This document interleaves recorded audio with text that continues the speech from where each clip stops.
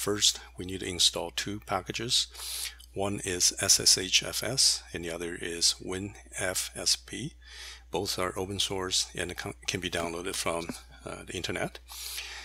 Let's open the browser and search for SSHFS Windows. And the first hit, and then scroll down to the download area and select the stable version, and then move down and select the 32-bit or 64-bit. Now let's open another tab and search for WinFSP.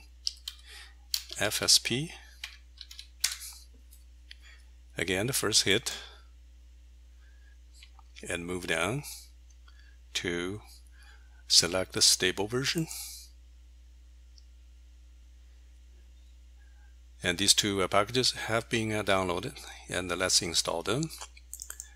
The order doesn't matter.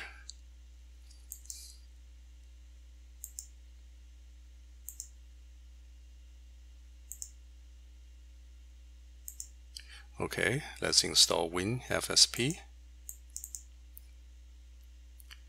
Next.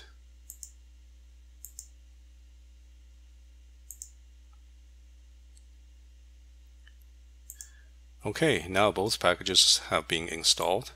Let's move down to Network and then right click and then click on Map Network Drive, and let's type //SSHFS/ my username at Graham and Sharcnet.ca. This is the remote cluster. And let's select the Z drive for the label and click Finish. Now the remote file system has been mounted as if they were local.